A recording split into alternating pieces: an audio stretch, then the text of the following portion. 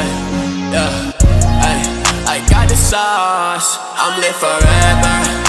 My money counter sitting on my dresser. Bullin' with my slime, stay down the road, I win never. Shawty treat you wrong, I promise that I could never. Bitch, yeah, diamonds all over my neck, little nigga, and diamonds all over my wrist. Yeah, I be top flow chillin' in penthouse, little nigga, watch where you sit.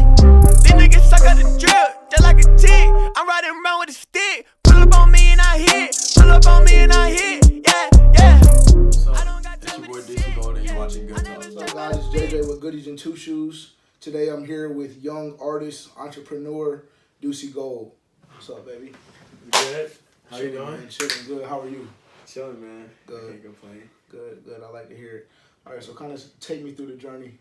Take me through the start, man. You know, born in Pittsburgh. Then you moved to Greenville. And we're introduced to each other around, 7 or 8? Something like that. Yeah, through church. Parents know each other, things of that nature. So, I mean, how's life, man? How's life? Life is great right now. Life is great. Facts. I'm trying to think. Man, I don't even know where to start, honestly. Yeah. We've been, friends so long now. It's just like... Yeah, that's true. I mean, it's been a minute. You feel me? It's been a minute. So kind of start with the beginning of your music career. Okay. So, it's hard for me to put a time on the beginning of my music career because, like, as a lot of people know, I've just always kind of just been doing it. You know what I mean? Like, yeah. It's kind of like evolved a lot of times and had like a bunch of different revolutions, but I've always kind of just been doing it. So, I guess you could say the start will probably be when to be honest, when the real start of it probably was when I got my first mic, and me and Reese went to trade it. Yeah. And bought and paid like $20 each, and got the mic. Yeah. Still using GarageBand. Yeah, we were using GarageBand. Thanks. And we was just having fun making stuff, And then from there, I saw the reaction from people at school, people around surrounding area, and I liked the attention, but not really the attention. I just like the feedback that I got from, people listening to my music, and I like being able to create like a vibe for people, Something for people to listen to and rock to, Right, exactly. You got people throughout the city listening to your music and stuff like that, so I'm sure that's a cool experience, Right, and it just became like addicting kind of. In a way, so. Yeah. Okay, cool. So we both went to D.H. Conley. Facts. Yeah. I was your manager at one point. Facts. Pretty interesting, cool little tidbit to throw in there. Yeah. So how would you say your music has grown from the point of where we were in high school, like really kind of gaining popularity in the city, to now where you're going on the road, you did Breakaway Festival, doing shows at different universities, opened up for Black. So how do you feel like your music has evolved, and what has it been like for you as far as seeing your fan base grow at such a rapid rate? To be honest, I try not to think about it because, like, if I think about it, I feel like I kind of like set myself back. Because I feel like if I don't really think about my wins too much, then it'll help me get more wins. That's just kind of like a thing that I have in my head. Like, okay. You know what I understand that. Yeah, but, everybody has their little thing. Right. Yeah. I'm like superstitious in a way, so I do like certain things. You know how like when you're a kid, you like gotta do like a certain routine before you go to sleep, so you have good dreams. Right. That's kind of how I am when it comes to like that. But to be honest, it's definitely been cool to see like just the evolution of my music, and seeing like me go from a place where I didn't really know where was like the next move gonna come from as far as what I was doing in my music career, because I really didn't look at it as a music career. I just looked at it as me just making music you know, on the side, I guess you could say. But now it's just cool. Like, you know, people knowing who I am without me having to introduce myself. That takes getting used to, for sure. Yeah. And so, but yeah, I mean, I'm just honestly, I tell people this all the time. I just feel like it's a mixture between blessings, you know, luck, and hard work. If you mix all that, you get a good outcome. Right, 100%. So, yeah, I mean, I'm just along for the ride, really. I mean, it really hasn't even got popping. Yeah, you're not worried. I know just from the conversations that we have on, you know, on an individual level, I know that you're not where you're wanting to be, but at the same time you're working towards that goal, and I'm sure that it's kind of, you know, gratifying in a way to see the work that you're putting in paying off. Definitely. Because I know you've been in a couple meetings with different record labels and things of that nature, so I'm sure that's been a relatively dope experience for you. Yeah, that's the cool part about doing stuff like this. Like when I get like to go to different places and do different, you know, cool stuff, I'm like, wow, this is really cool. It makes me feel like, all right, I'm getting closer. Mm-hmm. You know, doing stuff that I mark off my checklist every time I have something that's big for me. I'm like, all right, you know, because I always have like a vision of where I'm supposed to be, and I feel like that's key in reaching goals. If you have a vision of it, it's a lot easier to get to the goal. Yeah. If you don't have a vision, how can you reach what you're trying to get? Because if you don't know going aimlessly. Right, blindly into the whole situation. Right. So who would you say your biggest influences are as it comes to music, as it pertains to music? Excuse me. My biggest influences. This is such a hard question every time someone asks me, because I really don't feel like anybody like in particular influences me. Mm-hmm. I just feel like, and I listen to. I've gone through phases. I've gone through so many different phases. Yeah. So, and that's noticeable in your music. Right. That's noticeable in your music. You know what I'm saying? Because even when you were younger, you know, you're on a different wave as far as, you know, maybe not harmonizing and not as much melodic things of that nature. And now you're kind of on the new wave of kind of like a trippy red Uzi with definitely extremely melodic emo type vibe. So I mean, that's been pretty cool to see your development in that way. Right. So I mean, what can you point to that kind of leads you? What can you point to that led you in that direction to kind of embrace the, like I said, emo style of rap that's kind of popular right now with those names that I mentioned earlier?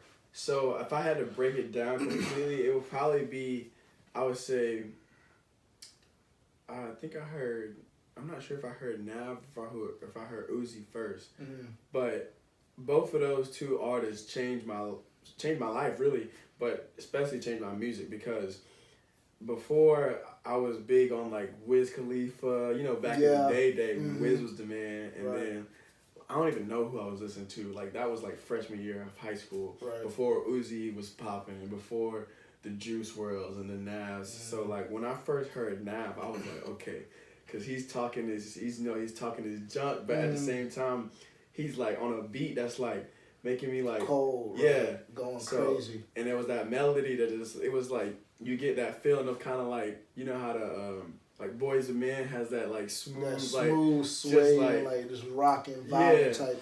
But when you put the 808 with it, and it's like, oh shoot! So then you going crazy, right? Yeah. So and then Nav definitely changed me, changed my perspective on music, just in all the elements that you can have within music with just your voice alone. Right. And then when I heard Uzi, I was like, yeah, that took it to a whole different level, because he was just, I can't really explain. When I first heard Uzi, I was like, oh yeah, this is tough. Yeah. But a lot of people don't know Uzi, man. They like, before he actually blew up, he was on a completely different wave. Right. You know, Summer 16 is when he really took off with Uzi versus the World. Right. So, you know, I feel like for you, it's kind of been like, you just evolved with the time, because like you said, when you first started rapping was kind of when Wiz was popping, you know. Wiz was one of the biggest stars at that time. So I felt like you kind of embodied that, but as the sound grew, your music evolved with the growth of the music industry. Right. And you've embodied that, so that's been very, very dope to see. Yeah. So kind of talk about Breakaway. You know, I know that was a big point in your career, big moment for you. Going from, you know, your first show, which was at like a club type bar area, you know, you're on the floor, you just got really just whoever really that wants to perform out there performing, and then, you know, you're going to Breakaway Festival, you know, opening up for guys like Lil Baby and Future. So what was that like for you? Man, honestly, it's crazy because, like, when you really think about it, like, having that, like, those shows we used to do in high school, like, none of us could have even, we could have imagined it, but it was just, like, so far out there. So like, far out crazy. there. So far. And it's just, like, dang, and it's been only, what, like 3-4 years? Yeah. Performing at a huge festival, like, it was, every time I think about it, it's very, you know, just, it means a lot. And it just really, all from the hard work and really determination, the determination that I have had with this whole music thing, and just basically not giving up. That's really what it is, because, like, there's been multiple opportunities where I was, you know, faced with a choice, basically, and I just didn't give up. I just haven't given up, and I'm not going to. But like, I get rewarded by the universe for doing that, you know, by just sticking with it. So. So you said you've been faced with, you know, numerous opportunities to quit. You know, there's been times where you've had to focus on football. You know, you did that at a college level. There's times where you've been cold, where the music wasn't necessarily resonating with your fan base as much as it is now, or as much as it previously was before that point. So what's been kind of the key with you to show that resilience? You know, what's been the key in that? So, honestly, it's just been really, you know, it's hard to explain, because it's hard to just put, you know, it on one thing, really, especially because it's just like the way I go about things, you know what I mean? But I don't know, like, I just figured this out recently, that making music is like my form of, like, rehabilitation, recovery, therapy. Like, that's what gets me, like, at a good place. If I can make music and I can express myself through my music, it makes my life run smoothly. I don't know what it is. I don't know why. Like, I was having some trouble with my recording, you know, my setup. Recently. With Logic and everything. And it was just, I just felt like I was in jail or something. Like, I just wasn't myself. And so, you know, that's kind of been like a drive, you know, like an external force that's been, you know, pushing me in the direction, just keep pushing. And, you know, but also I have fun when I'm, like, making music and perfecting, you know, songs and getting better as an artist, you know, figuring out what might sound good, what might, you know, be something that, you know, I can add, you know, just to add a little bit more flavor to my music. That also has been able to, or has been a reason why I can keep pushing, because it's, you know, I'm always constantly trying to achieve something. I'm reaching for more, you know, so that's what basically helps me just stay with it. Got you. So kind of talk about your performances, man. Your energy is crazy. I feel like it's, as a young artist, being so young, you know, it's really unmatched in my opinion, with guys that are, you know, on the same level as you or whatever. So just where does that energy stem from? You know, where is that from? Well, I think one thing about me is, like, I'm, like, the type of artist that I'm trying to be, just, like, is so kind of, like, unorthodox. Like, one day I want to be a rock star, the next day I might want to be, like, I don't know, like, something else. And so just I feel like my personality comes out a lot in my performances, and, you know, I get worked up by the song, just like how you know, the crowd should. Like, the crowd's getting worked up, and they, you know, I feed off them and they feed off me. So, you know, it's just, I like having fun. So that's what it all comes down to when it comes, like, the actual performing aspect of the music. That's the, like, the, the finale, I guess you could say, of the the whole process of making music. Yeah. You start with making it or writing it, then you got to go to recording it, then you got to put it out, distribute it. Then when you finally let it hit the people, the last step is performing it, right, so that they can experience it with you, and that's the beauty of it. So that, I mean, it's just we get lit. We just have fun with it. That's true. So I'm gonna go back to a portion of your answer. You said one day you feel like a rock star. The next day you might feel like something else. Right. Do you think that plays a role in kind of like your versatility in your music? Because Definitely. if you want to get in a bag where you just want to spit, give them bars like Wayne, you can do that. You know what I'm saying? If you want to harmonize and you want to go like a Uzi or a Trippy type feel, you can do that as well. So right. you feel like that plays a part into that, just because you like have this, I guess, dual personality. If that makes sense. Yeah. So oh yeah, like definitely. That plays a role. For sure. I mean, it's crazy because like everybody always asks me what kind of music I make. I'm like. You can't never give them like a straight answer. Yeah, it's no possible way. Like as long as the beat, or it doesn't even have to be a beat. Honestly, I've been thinking about making. I don't even know if it would be called music, just like acapellas with like a little bit of auto tune and just going crazy, and then adding like a bunch of like background vocals and just like making a song with nothing but vocals, just to see what it'll sound like. That would be crazy. I'm stuff like that, and I've always listen to music, like all different types. Like if I like it, I'm gonna play it. So what was the question again? I'm getting on the tangent. Nah, I mean you pretty much answered it. I was just asking you, like, do you feel like, you said you feel like a rock star one day, and then you feel like something completely different. So I mean you pretty much answered it. I mean you went into detail. I like that answer. So just talk about your recording process a little bit. Are you one of those guys that write and you take your time with the detailing and making sure that your bars are up to par how you want them to be, or are you a guy that can just go in the studio and just come off the top, punch in, and do what you want to do with that?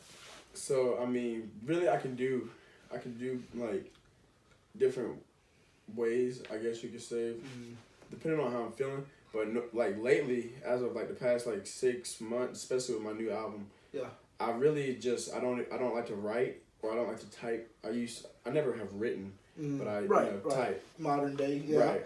But I don't like to do that anymore because I overthink everything. And at the end of the day, like I just had to realize it doesn't really matter that much. As long as like what I'm giving off is like has substance. And I'm coming from the heart, you see what I'm saying? Where I'm not, because if I'm coming from the mind, that's when it gets convoluted and it's like, it just doesn't flow right. Correct. And another thing that I've learned is the fans can feel that. Yeah. If you're not coming from a good place, where it's just flowing and it's just a natural thing, the fans will be able to tell. Because those songs don't do as well. But the songs that, I make, I'm making one night and it's just like a vibe the whole time I'm making it and I'm just really excited about it. Those are the songs that everyone loves because I don't know what it is, but it's just that energy is transferred.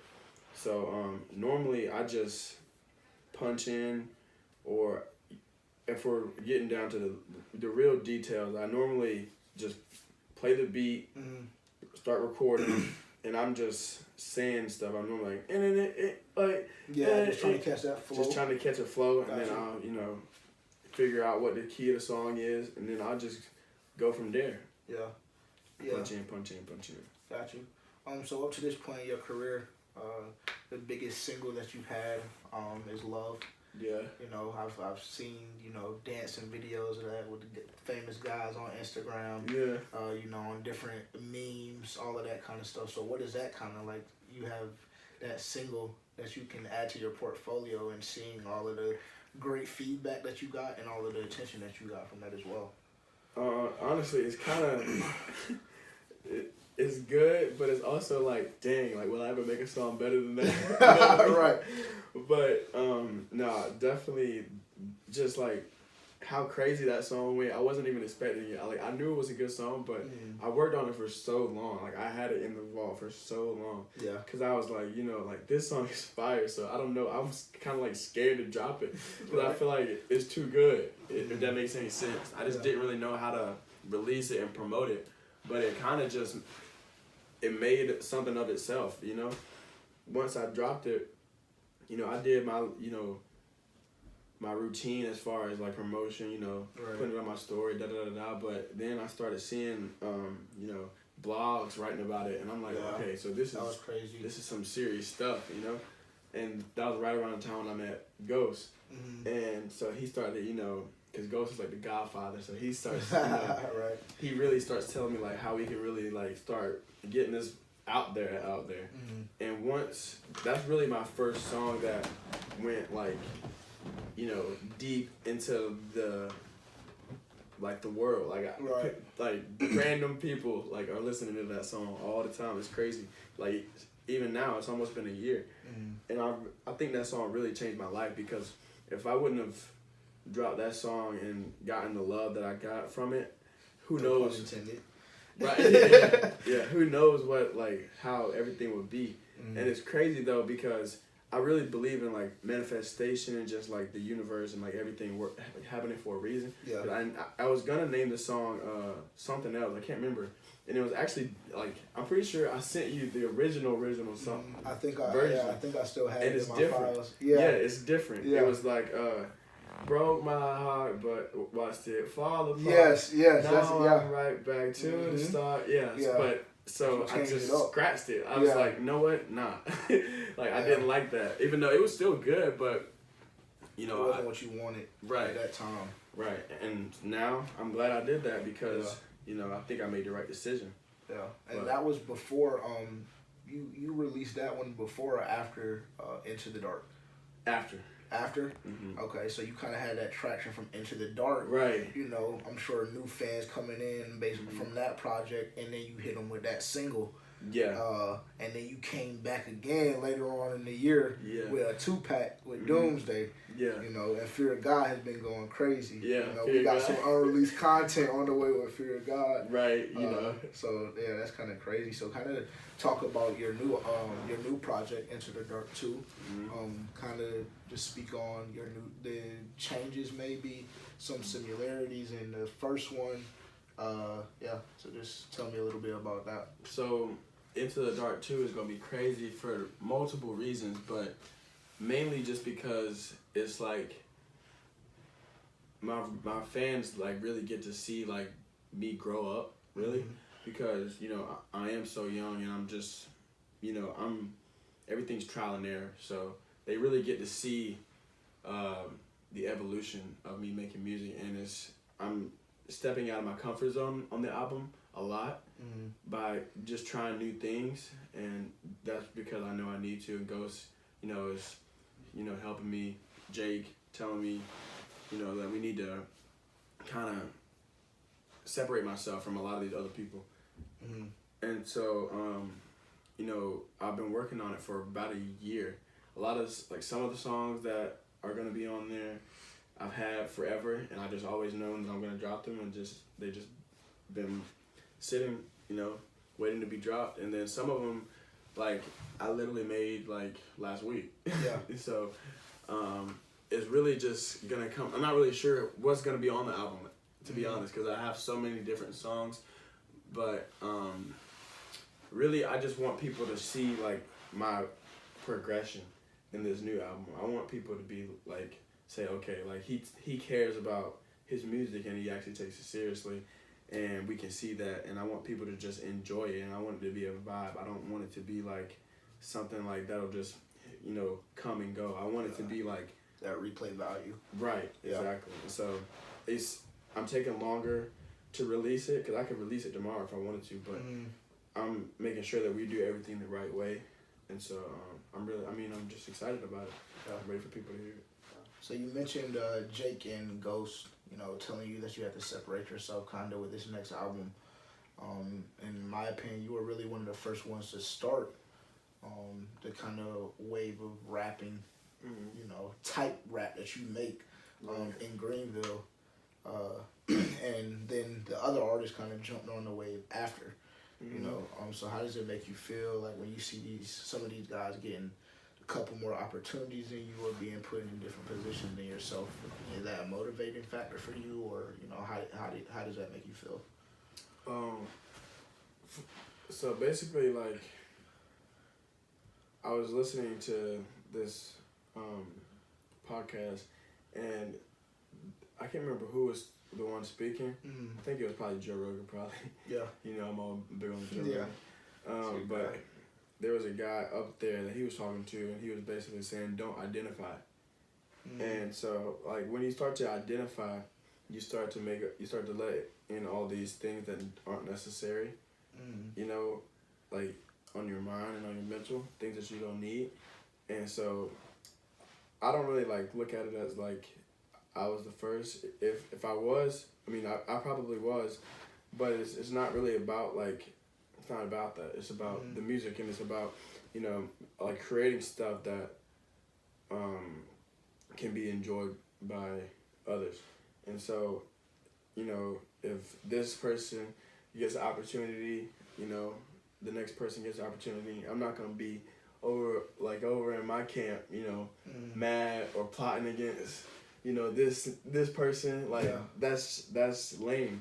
And I feel like nobody gets to the top like that. You see what I'm saying? I feel like you gotta, if anything, people don't realize, like, you get so much more out of life by helping people, and you get so much more back by helping than by, like, trying to keep all the good things that you have to yourself.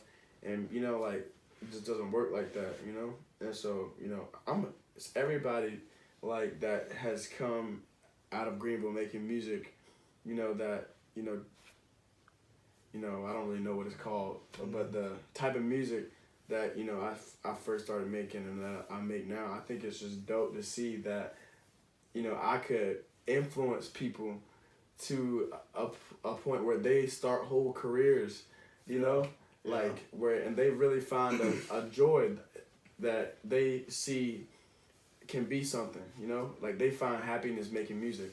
And, you know, if I was the person to influence them, that makes me feel great, because it's just like, you know, I just help somebody do something that is meaningful and that they enjoy.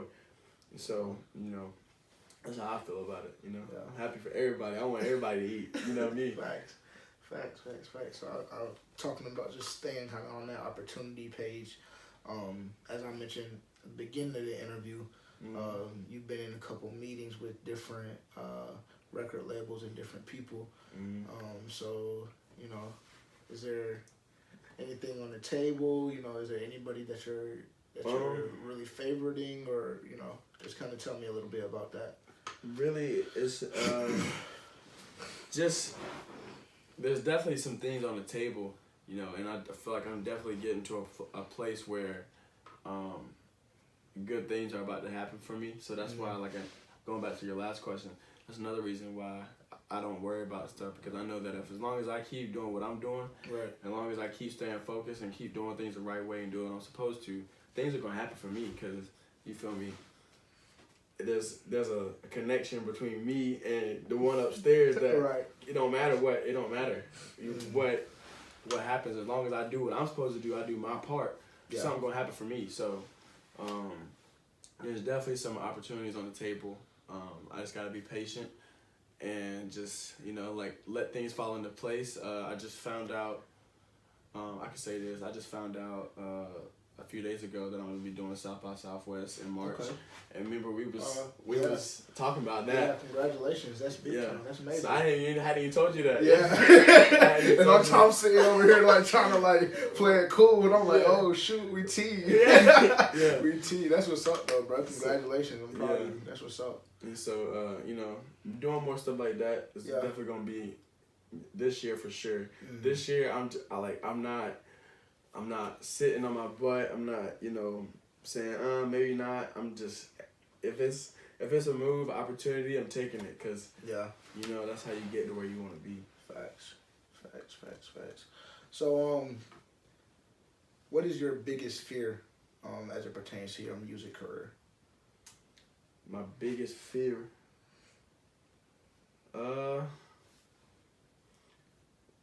it's gonna sound cliche, but honestly, just people not liking it. you know, people just not liking the music. I mean, I think it might not be every artist's biggest fear, but I feel like it's definitely like something you don't want to happen as an artist. That's kind of like, you know, tearing your ACL in football. Yeah. So, and it's hard being in a career path where your success is completely dependent on other people's opinion about it. Yeah, that's true. So, you know, and that if you let it, that'll mess you up in the head and have you, you know, doing a whole bunch of crazy stuff and thinking different and wilding out on social media. And, you know, obviously I'm not perfect, you know, it's tough. And a lot of people don't realize the, like, stuff that I, like, deal with when it comes to, like, this whole, like, life that I live, because, you know, it's just different when you are, you know, you're a brand, like, you know what I mean? Like, yeah, it's just, definitely. And it's, you know, but I'm definitely still learning things every day about how to handle it, and how to just, you know, still stay me at the end of the day. Right. That's what I always just make sure I'm, like, as long as I stay true to myself and just don't switch up and don't get too bent over shape, or, you know, just let stuff bother me and let stuff change me, because it's easy to let stuff get to you. But, you know, I don't even know what the question was, but. You answered it again. Yeah. You answered it again. I was just asking, what was your biggest fear in music? But oh, yeah. Yeah, so. Yeah. So coming out of high school, you got an opportunity to play football at East Carolina University. Right. A local kid. So you did that for a couple of years, and then this past summer, you gave it up. You know, what played the biggest key in that decision and giving you the level of confidence to completely bet on yourself in the music game, and making that life-changing decision, really? Basically, like, I have been, you know that I didn't even really necessarily, like, care to play football in college from the jump. Like, from the jump, I was, you know, I liked playing football. It was fun. I definitely enjoyed it, college and high school. But, you know, and one thing that I look back on it, and I not really regret, but I, like, just look back on it at my life, I think it's kind of interesting that I kind of, when you have talents and God-given abilities, it's easy to let people affect how you look at stuff. And I feel like in the past, I would just kind of downplay myself. Like, I'm not good enough to play in college, so, like, it kind of was like, you know, therefore I'm gonna just, feel me, not even care about it. You see what I'm saying? Okay. Like, and so I kind of had that mindset. But then when I got the opportunity to play, I was like, oh, I guess I am good enough. Right. Might as well go do it. You see what I'm saying? And so, you know, I went through that, and that was cool. And then, you know, I enjoyed it, and I got to the point where I had to make a decision, you know, because I found out that I had the opportunity to do Breakaway Festival. And we had just gotten a new coach at ECU. And the coach that recruited me to ECU had just gotten fired, and he's up in Maryland. Yeah. And so it was like, kind of like, just like, it made the decision kind of way easier, because it was kind of just like things falling into place for me to make this decision. But to be honest, it really came down to the day before the spring game. I had been kind of having, like, issues. I had missed a workout and stuff like that, and I wasn't on good terms with the coach. And then he basically embarrassed me in front of the whole team. Like, and, you know, which coaches do, like, no ill will towards him at all, obviously. But he embarrassed me in front of the whole team, and it was kind of like the universe telling me that was the moment. You see what I'm saying? That was the perfect moment just for you to call it quits right there. Right. And it wasn't because I was, like, so bent out of shape over what he said to me, you know, and I was so, like, mad. But, you know, I had been praying about it. I had been thinking about it. And then it was finally like, oh, that's it. That's the opportunity right there. Exactly. So it's kind of just justifiable, like right for outsiders, that okay, this is probably why he did it, whatever. Right. Yeah. So what do you they have can to think say? what they Yeah, that's what I was think actually. want. That's exactly actually what I was about to ask you. Like, what do you have to say to the people that may have seen that as a dumb decision? You know what I'm saying? Mm-hmm. Because maybe you going farther in football seems more realistic than you going farther in music. So what do you have to say to those people that doubt you in that sense? Honestly, man, the thing about me, and it's how I always been, I will bet on myself before I bet on anybody. You feel me? I put $1 million on myself because I know how I am. I know I'm gonna work for what I want. Yeah. So it don't really matter. Let's say I wanted to go be a construction worker tomorrow. I will go make the right moves to go do that. So just like with anything, me quitting football doesn't mean that that was a bad decision or that was the end of something good. I just took the things that I learned from playing football and I just applied them to making music, and I put all that ground that I was putting in with football into the music. Yeah. So you feel me? I look at it as it was just a new experience in my life or a new chapter in my life. Right. But really, it's the same book. You see what I'm saying? And even with that, I mean, look at everything that opened up for you after that. Exactly. With football, you ended up getting the opportunity to go to LA over the summer. Come back, you do breakaway, right, and you go to New York. In these different kind of meetings. So I feel like even with that, as you said, opening up a new chapter, it was kind of like the right moment because it seems like now you're kind of on the brink of where you want to be. You know what I'm saying? So it's been really cool, really, really cool seeing your journey. And I mean, I remember when we talked about it on the phone, I remember telling you just really do what you feel led to do. Right. And at that time, for me, it was kind of like you weren't getting the minutes that you wanted. Right. You know what I'm saying? I know how the new coach for ECU is. I know how your personality is. I didn't feel like it was going to match up in any way. Well, so for me, I was feeling like, go ahead and, cut that off so, we can go ahead and take off with the music. So that's how I was feeling, honestly. But, I was just like, I mean, you do what you feel led to do. And ultimately, for me personally, I feel like you did make the right decision. I really do. I really do. So, so you got the Stone Island on right now. Oh, yeah. Me and you, we kind of, back in high school, we began a resale business, kind of like what I'm doing now. Yeah. Block to block with a couple other teammates that we played right. football with in high school. Yeah. So where did your love for, vintage clothing and really just clothing in general stem from? Just wanted to be fresh and wanted to be cool. I don't care what anybody says. Most people, not everybody, but most people want to be looked at as cool or dope or fresh. Yeah, right. And I mean, that's just like how I've always been. So I mean, there's nothing better that makes me feel better than feeling like I'm fresh. You know what I mean? Right. Like I know if I'm going out or something like that, I'm I need to be fresh. I really will rather not go be seen by people if I don't feel like I'm fresh. Yeah. You see what I'm saying? So just really I just always been wanted to be fresh. You know how that goes. Just since the jump. But yeah. I don't even. Facts. That's it. Yeah. Yeah. So what are a couple of your favorite brands? Something you gotta have. Something you had to have. The Stone Island was definitely something I had to have. My favorite brands probably is.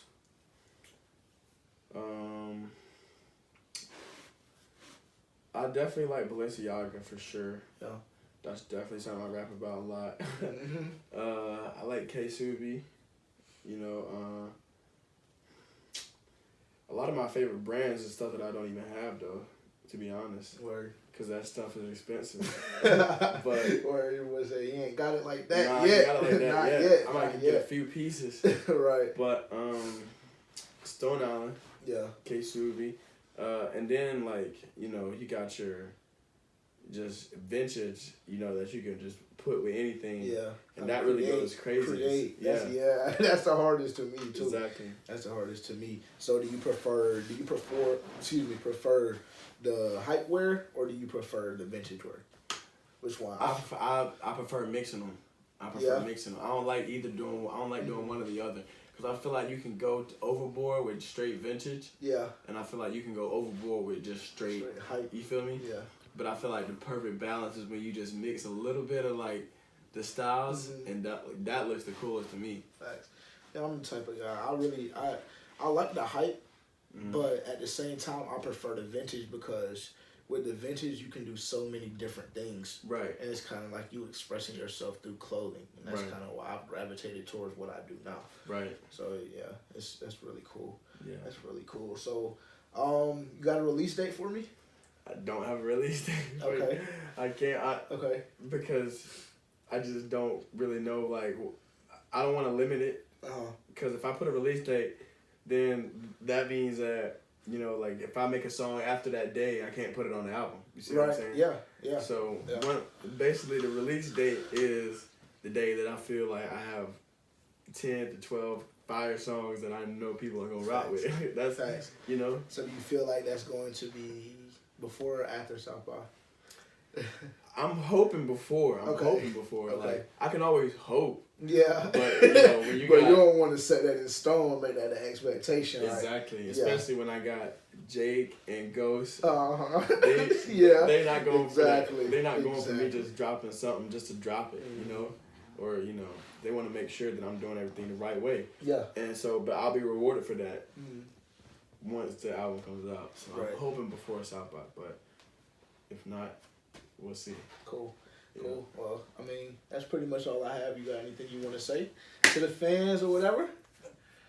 Nah. Honestly, I appreciate everybody streaming my stuff, showing me love, reposting. It doesn't go unnoticed, so I appreciate y'all. Cool, man. Well, this has been a special edition of Good Talk. I'm JJ. He's Ducey Gold. We out. Peace. Thanks for watching. Make sure to like the video, subscribe, and drop a comment below. Peace. I got the sauce. I'm lit forever. My money counter sitting on my dresser. Pulling with my slimes.